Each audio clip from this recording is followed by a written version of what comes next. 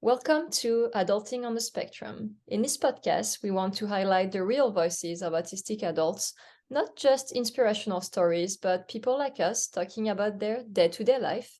Basically, we want to give a voice to a variety of autistic people. I'm Eileen Lamb, an autistic author and photographer, and I co-host this podcast with Andrew Komarow. Hey, Andrew.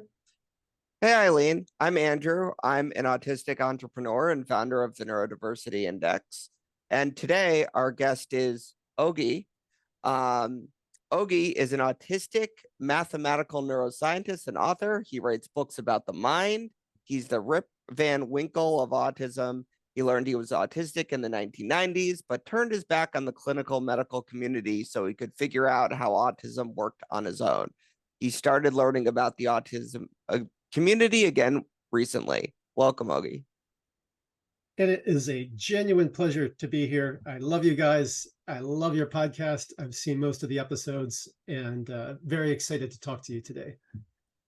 I wanted to say, Andrew, because that's very rare that we have someone who actually has seen some of our episodes, because most of our guests, they've never seen or listened to the show before they come on. So it's very special that you've listened and your show means so much to me. Just hearing just like you said in your opening, hearing a variety of autistic people talk about their lives in ordinary conversation with you guys, it's wonderfully illuminating and informative and so helpful to me. And I just want to commend you guys. It's a valuable resource. And if you're not getting that kind of feedback, let me at least be one of the voices saying, well, I love what you do and it really matters. Thank you. That means a lot. So, as you know from listening, one of the first questions we like to ask is identity language, not just pronouns, but which you're more than welcome to share, but also just a sample of as far as person with autism, autistic, on the spectrum, you don't care, all of the above. Sure. I do have a term. I call it the dark gift. And I hope you'll let me explain why, because it actually touches upon a number of issues that I know you guys talk in your shows. So first of all, in my own personal opinion, and I'm just going to offer my own opinion on these things. I'm not a culture warrior. I'm not trying to change anybody else's minds. I know there's a variety of opinions. That's wonderful. If you believe something completely different than I believe, that's fine. I'm not here to fight with anyone. But in my opinion, the diagnostic criteria in the DSM for the autism spectrum, 299, it's a mess. It's kind of like Yugoslavia. It's all these Balkan countries kind of forced together. You got Serbia, you got Croatia, you got Montenegro. They're not really getting along. Usually they're kind of forced to be together. You know what the DSM criteria is actually like? Here's a good analogy. It's like lumping together COVID, tuberculosis, and lung cancer, calling them all respiratory diseases, and then saying, okay, how severe is this respiratory disease on a scale of 1 to 3? Instead of having the lung cancer patients go get chemo and the COVID patients get RNA treatments and the tuberculosis patients get antibiotics. So I feel terrible.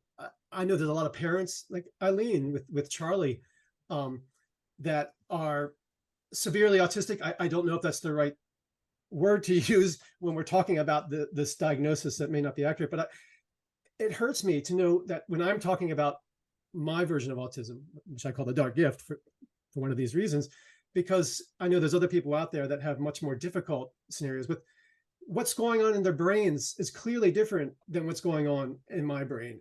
I've seen a lot of these autism movies recently, like Autism the Musical, which has a bunch of autistic kids trying to put on a musical. And some of them I can see have the same mental dynamics, the same neural dynamics that I have.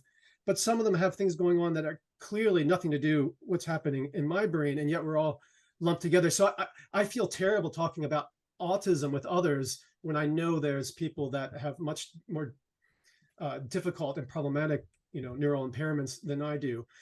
So dark gift, one thing is to distinguish my own version of autism. And so what I think my autism consists of is three main things. There's the darkness. The darkness is the social deficits, social fails, the social problems, which are defining quality of all these autism diagnoses. And I certainly have terrible social deficits. But then there's also the gifts.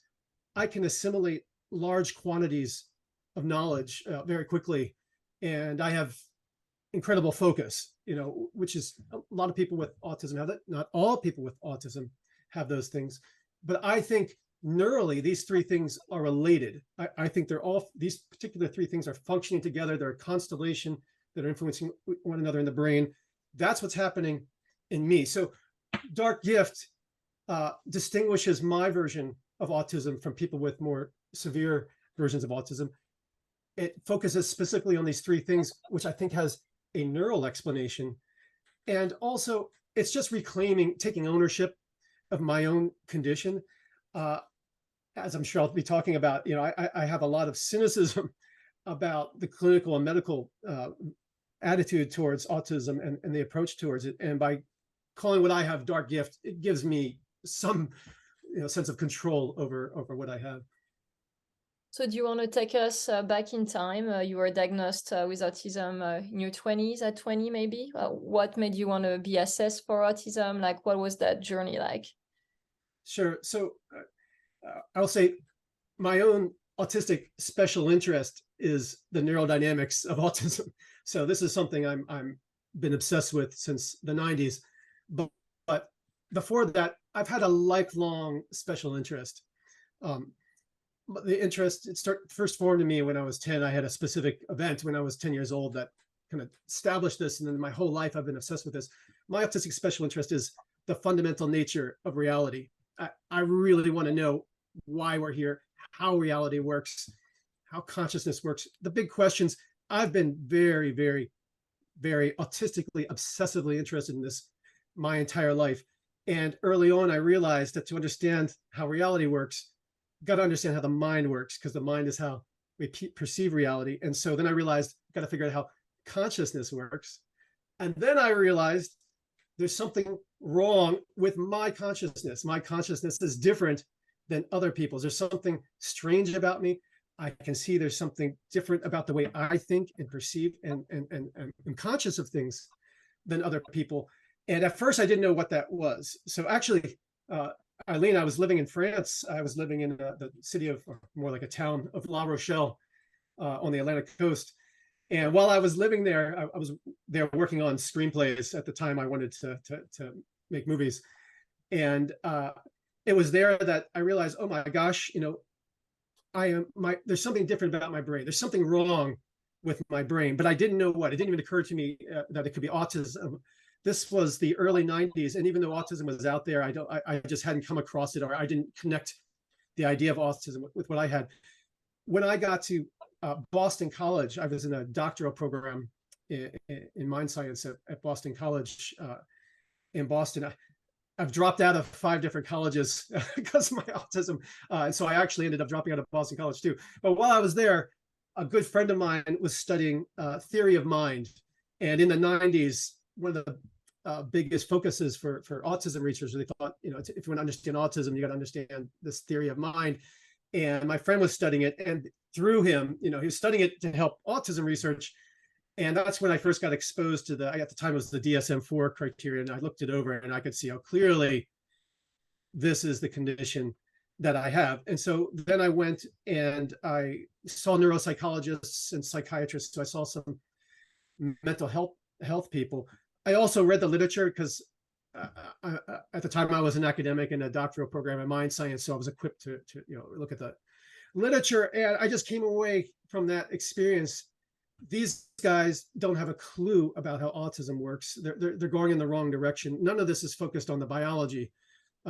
So what came out of that for me was like, here's this disorder. Okay, I know what I have. I have what's called autism. To me, the whole approach seemed jumbled. I didn't think they had a clear diagnosis of it. And they weren't offering anything that could help me. That the psychiatrists and neuropsychologists weren't even sure I had autism. I think that was really more their inability to it's kind of a combination of the criteria for diagnosing it are so vague and ungrounded. Plus these particular therapists maybe hadn't had a lot of experience with autism. But as a result, I just came away thinking, you know what? I've got autism. I don't think the field's got a good handle on it. I don't like the way they're approaching it. And I know this sounds ridiculous and arrogant. That's not how I felt at all. I felt like I need help. I need to figure out what's going on with me. None of this is helping. I don't see anything here that's going to help improve my life. I'm going to go figure out what this is. And so I then decided, if you want to understand how the mind works, you need to understand the mathematics behind all of the mind. You need to find the mathematics that characterizes all of the entire brain, including consciousness. And so then I just spent the next roughly 25 years studying that and doing that. And finally, just, in the past year, I finally came up for air. I think I've got a decent handle on how my autism works. And as you mentioned in the opening of the show, I started, now is the first time I've really looked at anything in the autistic community at all since the 90s. And so it's fascinating for me, like to see, it's sort of like I saw it 25 years ago and now I'm seeing it again. And honestly, that just the progress is so little. Like it's almost exactly the same. So yeah, that's in a nutshell my autism story. Well, so there was a lot there. But I think we'll break it down with like a few of the questions that we have, and it'll lead in. So how did your diagnosis help you in any way? What did you? It helped me realize, okay, so at least there's some understanding of a constellation of neural deficits that matches what I have. It's called autism. I looked at the literature. There was a lot of variety in what they were calling autism. The key thing is nobody knows what's going on in the brain. Like it's just, we're talking about a ghost. We're talking about this foggy thing, and we talk about symptoms. None of this is based on, oh, here it's this part of the brain talking to this part of the brain, talking to this part of the brain, doing this. So there wasn't anything focused on that kind of thing. It was like, well, I saw my friend doing theory of mind experiments, was asking kids, does the doll know, where the chocolate is in this box? And now we move the chocolate from this box to that box. And like autism was being studied that way. And it just, it didn't really connect with what autism actually is. Autism is a brain disorder. It's specific neural dynamics that are different than the neural dynamics in non-autistic people. But what those dynamics are, nobody was pointing to. So my diagnosis, what it did for me was open me up to, hey, here is a great unsolved problem, in neuroscience and mind science. And it's me. I mean, this is what I'm going to be living the rest of my life with, this condition, these problems. So I'm going to go figure it out on my own. For myself, I want to figure out what's happening in my brain. And so that the diagnosis motivated me, in that direction. So I'd like to ask you something that's unrelated to autism, but we saw that you were on some game shows. How did you do on Who Wants to Be a Millionaire, and how was that? So let me say that I can't hold down a job. I can't handle bosses. Actually, Andrew, I wanted to ask you, I saw that you seem to have an office in Connecticut. Is that right? Do you actually go to an office and you have coworkers? Are you their manager? I mean, are you partners, or do they work for you? Did not work well with partners. Worked better when I had employees, and the more remote employees I had, the better. So I was going to ask. I can't work in an office environment. I just it always ends up with some kind of disaster. And so I was feeling some admiration. I said, "Wow, gosh, he's got an office. He's got coworkers.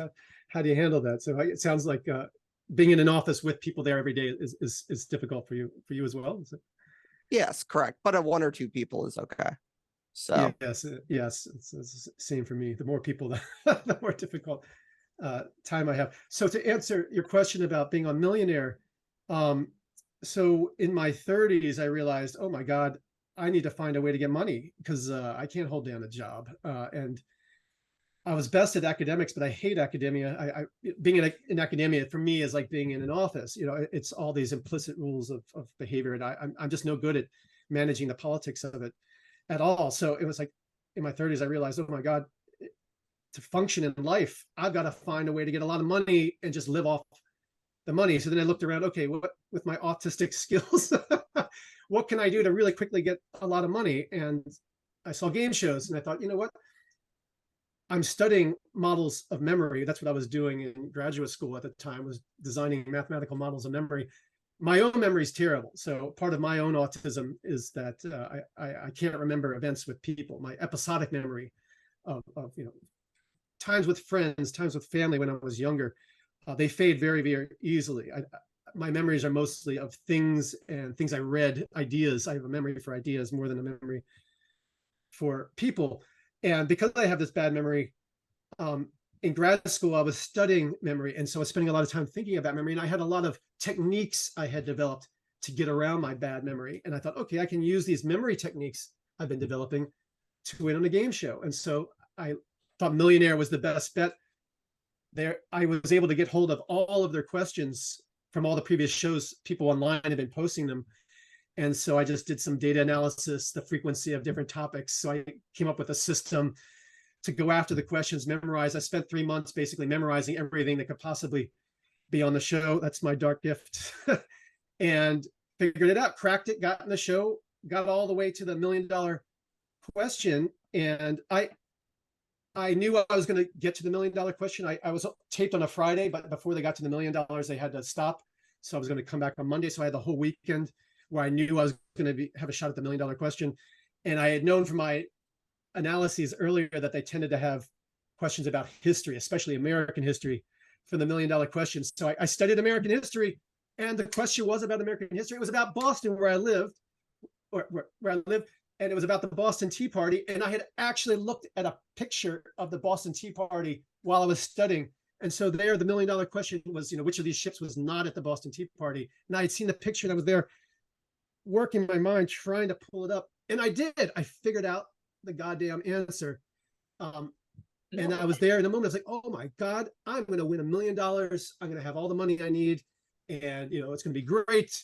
I'm going to have some fame too, from doing this. But then I thought, oh man, what if I'm wrong? I think it's this. And I talked myself out of it. If there's a video online, you watch it, you can see, I say, I think the answer is D, and then I look around and then I say, but, and I got nervous. And I pulled back because if you get it wrong, you lose all your money. But, Yeah. So I walked away and got to keep the $500,000, and I've been living off Pretty good. dollars ever since. I put all the money. I bought a condo in Boston in 2007, right at the recession, when all the housing prices collapsed, and that condo almost doubled in value since then. So I sold that. Now I live in the house. So I managed to take that one thing and just, I've had a life, out of it. Thank gosh. It's one way, if you're autistic, to get around not being able to have a job. Just that's how you do it. Win some money.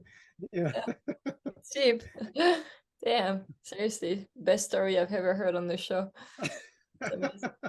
So there's been a lot of talk in what I feel like is one of your areas of interest, and that's language models, right? Like you can't go on the internet without reading about Chat GPT, or it seems like you've been waiting your entire life to be like, yes, this is my area. So has that kept you busy lately? What are your thoughts? Because it seems right up with what you work on. So let me say something about language, because understanding how language works is essential for understanding how autism works and what's wrong with our brains.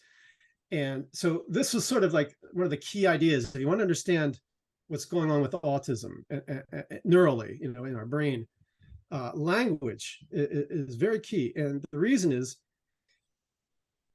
the non-autistic, I don't like to use the word healthy. I think I have a healthy brain, even though it's an autistic brain. And I also don't like normal. I don't like the term neurotypical. I hope we'll have a chance to talk about that later. But in a non-autistic brain, the way the human brain's evolved, it's designed to function in a community. The human brain is designed to be a network router that's designed to plug into a network. It's not designed to work on its own. And language is the mind-to-mind dynamic. So language evolved as a way to connect different brains together into a supermind. So just in the exact same way, the neurons in our brain all work together to form our own mind, our individual mind. All the human brains link together to form a supermind, and it's designed to work as a supermind. Individual people don't necessarily feel that way, and they're not necessarily aware of it. Being autistic, it's a lot easier to see, and this is what I've been studying. But language is designed as a way for mental activity to function in a community level. And it's broken in us. And so we're not part of the supermind. I mean, we all see the supermind impacts us, but we're not interacting with the supermind. We're not plugged into the supermind the way the rest of the brains are. And if I can say too, this is my number one. I think the single biggest problem in the autism community, or the biggest opportunity for autistic people to grow and develop and improve, is we're too caught up in comparing ourselves to the non-autistic people. Like a term like neurotypical is really like an anchor of this. Like framing, I hate the dichotomy of neurodivergent versus neurotypical. I think it's totally unscientific. I think it's pseudoscience, and it's immoral as well. Maybe I'll get a chance to talk about those things. But I think we have our own minds are different. It's true, but to call ourselves atypical, are schizophrenics, atypical? Are depressed people atypical? Are they neurodivergent? As a schizophrenic, neurodivergent like us, what would we call them? How about somebody with anxiety disorder? There's a lot of mental disorders. Are every one of those, neurodivergent? Let me just say something about neurotypical. Just I feel so strongly about why that term is a terrible term. There is no typical brain. So it's taking, a scientific concept, our brain, the neural architecture of our brain. Using the word neural suggests that there's some scientific basis for this notion of neurotypical. Every single brain is different, wildly different in ways that most people aren't aware of. Every neuron is different. The interior of every neuron is different. We each have different networks of neurons that are different from other people. If you take a person you call neurotypical, they're just as neurodivergent as autistic people are. If you look at their brains, if you compare it to a true average of all the brains, every individual is wildly different from that average. There is no such thing as a normal brain. There's no normal template for the brain. If you take the average brain, there's actually been studies that have done this. If you say put 20 people in a brain scanner, an MRI scanner, look at all their brains, calculate the average, then compare each individual brain to the average, none of them look anything like the average brain. So we're using these terms, neurotypical and neurodivergent, that don't correspond to anything scientifically. And so why are we using these terms? We're taking this term typical, which is kind of an offensive term. Who wants to be called typical? I've got different ideas about autism than most people in the community. Does that mean I'm autistic divergent and the rest of you are autistic typical? Like, you're just taking this word typical, and throwing it at people who aren't actually typical. There's divergent, they're just not autistic, and saying that they're average and normal, but we're not. It's there's no scientific basis. And so we've invented a term I understand it's trying to help people understand, hey, we think differently. But I think so do schizophrenics. They think differently. Are we inviting them into the neurodivergent party? So are depressed people. Are they neurodivergent too? I just think it's a slippery slope, a dangerous slope using these terms. Plus, there's also the euphemism treadmill. Every time you try to take a term and use it for a good thing, like neurodivergent, an attempt to use a positive term, to express people with autism. I understand. I have nothing but respect, affection, and admiration for people that use these terms. I understand they're trying to help. It's coming from a place of love. I see that. I understand that. It's just, you're making people with autism view everybody else as an other, as an opponent, as an enemy. You're calling them typical, and they're saying they're different than us, and setting up this dichotomy and an oppositional state. It doesn't do anybody any good. There's never been a time in human history when carving people up into them and us ends up with something better. It always ends up with conflict. So the fact that we're getting so entrenched in these terms, neurodivergent, neurotypical, really, I have to say, bugs me immensely. I can see, like, you make, in the way you're talking about it, it's like, how can we not agree with you, right? And in my head, I would make a distinction between, and it's you're gonna say it goes against what you're saying, but like I take someone like Charlie, and I'm like, I mean, his brain clearly like is functioning in a way that's different than vast majority of people, you know, and like I see that, and of course it's still part of everybody's brain is different, but like his brain is different in a way that makes it that he can't function at all in this world, right?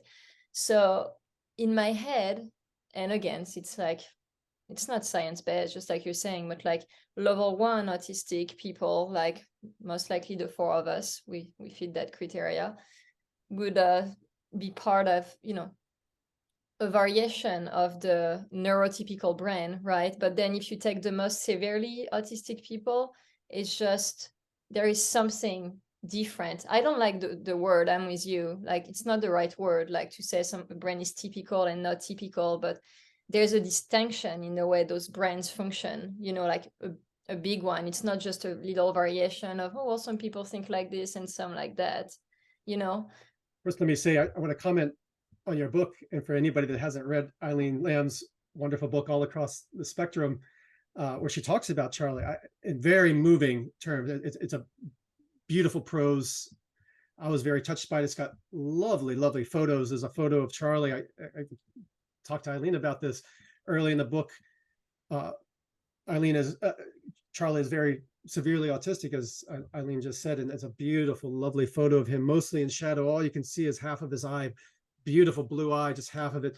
Wonderfully expressive, that, you know, what it's like to be autism, and it made me feel what it must be like for you as a mother to not be able to connect with his identity and his self and his soul the way I'm sure you want to. So I would encourage anybody to read this book. It's wonderful. It certainly moved me. Yes, so it's not, Charlie is certainly got extreme neural conditions, but so it's in no way, what I'm saying is no way negating that. Yes, he's clearly got problems. I have problems. The two of you have problems too. It's just there's a great variety of neural problems. You know, like we're not the only people out there that have different, you know, brains. Yeah, I'm lifting. There's people with bipolar disorder. There's borderline personality disorder. You know, there's just plain brain damage. You get clubbed in the back of the head, you're going to be neurodivergent. You know, so there's all kinds of ways. There's brain tumors. You know, there's strokes. There's all kinds of ways that brain damage can happen and brains can affect differently. And so for autists to claim the title of neurodivergent at all forms of, you know, if you're not typical, you're autistic. If you're not autistic, you're typical. It's such a self. I see what you're saying. You know, I've seen people with like bipolar and ADHD and all sort of like disorders say they are neurodivergent, or not just autistic people. I feel like the term is just being used all over now, actually. Which is what happens when it's not tied to something biological or physical. This is the problem. It's because people can't point to, with COVID, what causes COVID? It's a pathogen. It's the COVID virus. We have pictures of it. It's got, you know, little prongs stinging out everywhere. The scientists can track every little tiny damn variation of it.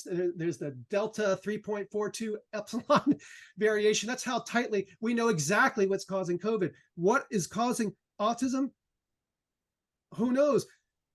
And yet there's all this verbiage, you know, all these arguments arising from this ghost diagnosis. Like if you would say, well, yes, it's when there's a deficit of serotonin in, you know, the frontal, you know, the lateral frontal lobe, and combined with, you know, an abundance of, you know, potassium receptors in the neurons. Like if that was the answer, then we could talk about these things. But the fact that we're using these terms, neurodivergent, neurotypical, what is the neural basis of autism? How can you even throw out the word neural if you don't even know, you know, what is actually the neural cause of it? So, and again, I understand why people want to talk about this. You want to have a community. You want to combine the community. You want positive, uplifting terms for the community. Calling us neurodivergent, it's positive. I understand the motivation. It's just, this has been tried many times in with other disorders, other disabilities, other problems, and it just never works out well.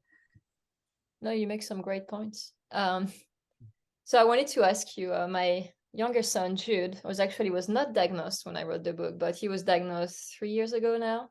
and he's super good at math. Like he's very bright, and can do some very complex math problem in his head. And I know you're That's awesome. really good at that stuff too. Like, do you have any tips for him or for us as parents to like keep like fostering his love for math, and how to, it's hard because he does it for fun, but like he's frustrated at school because it's not hard enough, so he's getting bored. And I don't know, do you have any tips related to that? I'm a big believer in following your joy, and if he's getting pleasure from it, you just keep feeding it. I think, especially if he is autistic, and so he must have some deficits too. Let me just say something about myself. So I embraced my autism. Once I understood that I have this thing in the 90s, and really contemplated, I embraced it full on, no limits, and I completely threw myself into my autism. So and in particular, what I thought was, I'm not going to define myself against non-autistic people, against what you guys, what many people call the neurotypical people. I'm not going to set up this dichotomy. I'm just going to figure myself out on my own terms. I'm going to develop myself. I'm going to learn and grow and improve myself on my own terms as an autistic man.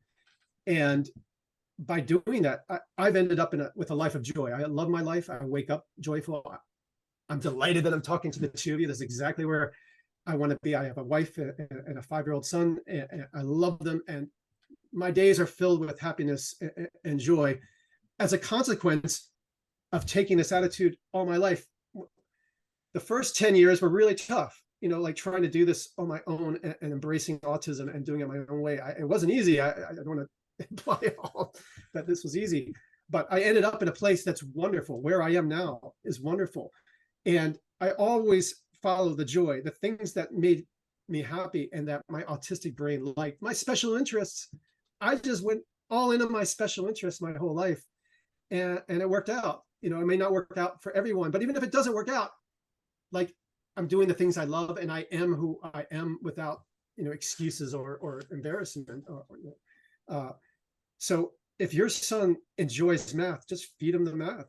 Find the kinds of math problems that he thinks are most interesting, and just let him play. Just make sure it's play.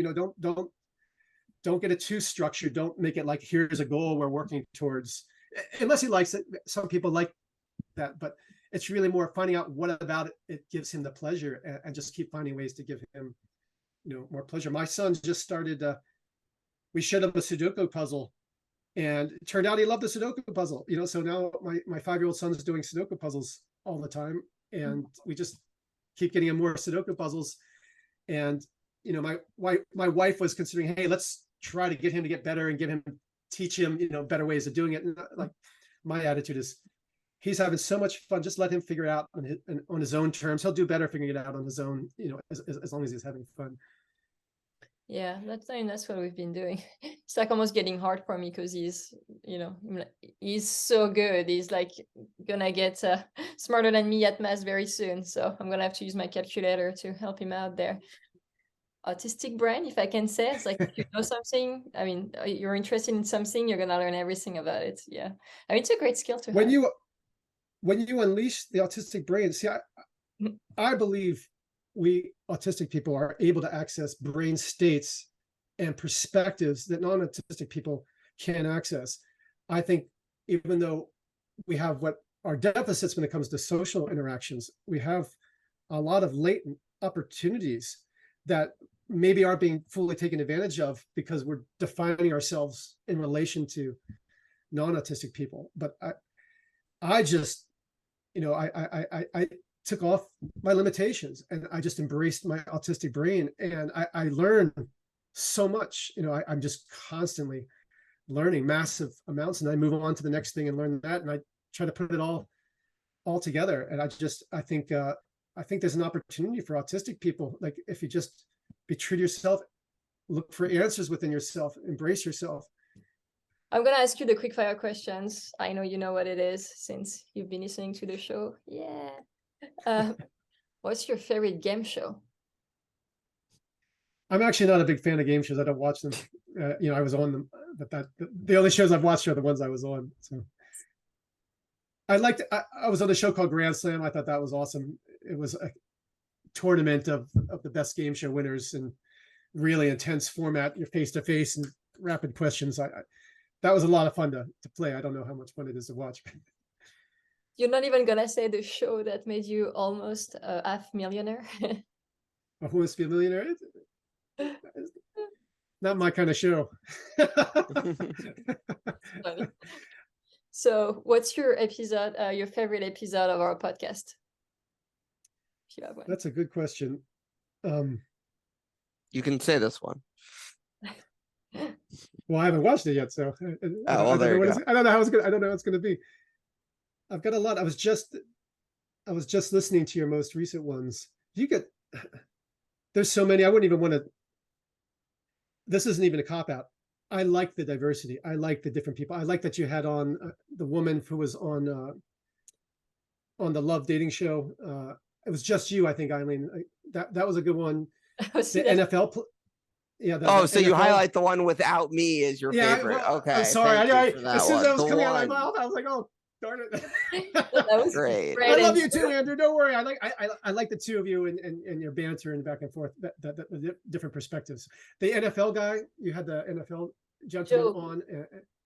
Yeah. I liked him because he was vulnerable. Like, I like that some of your guests, they're happy, they've worked it out, they figured out a happy life for themselves and they're sharing. I like that some of them haven't and they're still struggling. I like hearing all of this.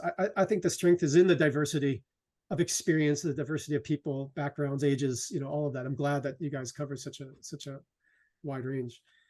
We agree. Who is your favorite? What's your favorite movie? I have so many. I made films for a while. I love films, so they're always changing. Two that I loved recently, The Green Knight. I like that one a lot.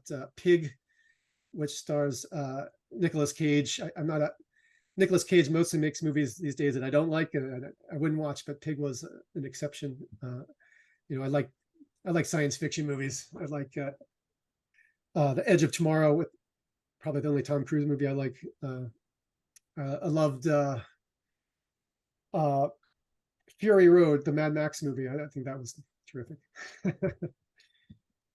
I like the variety. But that's not. How about you, Eileen? What's your favorite movie? She doesn't watch movies. My favorite movie is actually E.T. Is that right? Yeah, I love E.T. I don't know. There's something about E.T. that is just, I love it. I don't know if it's because it reminds me of my childhood, but yeah, I have a soft spot for E.T. I like Liar. I like which one? Liar. With Jim Carrey. With Jim Carrey. I actually like a French movie I saw when I was in La Rochelle. Was The City of the Lost Children, La Cité des Enfants Perdus. I can't pronounce it. I feel like I've seen that a long time ago. Yeah. Yeah, it's an old one. I remember watching that. How about you, Andrew? What's your favorite movie? Probably The 25th Hour with Edward Norton. You're like, yep. So. Last question. I think you know what that is. Is glow in the dark a color? It is a color. Yes. It's a visual property. So it comes into the eye. It's a wavelength of light that our eye processes like any other wavelength of light. There's no, like our eye's not doing something different when it's processing from glow in the dark to looking at red. It's just it's coming into the eye as electromagnetic radiation. So our eye treats it the same. It's the source of it is different. It's fluorescence, or is it phosphorescence or fluorescence? I think it's phosphorescence. It's the atoms emitting the photons spontaneously, but it's still electromagnetic radiation. Well, if this is the scientific answer, I think we can close the debate right here. And well, thank you so much for coming on our podcast. I'm sorry, Eileen. I wanted to validate. But I think Andrew wins this one. That's fine. Thank you. I'll handle it. And if you have any last word for our listeners, now is the time. Just want to repeat, I love what you guys are doing. I hope you keep on doing it for as long as you can. I found it super helpful, informative, illuminating, useful. And I I imagine other people do too that may not be expressing that to you. I don't know, but certainly for me, I love what you guys are doing. Well, Thank you. you.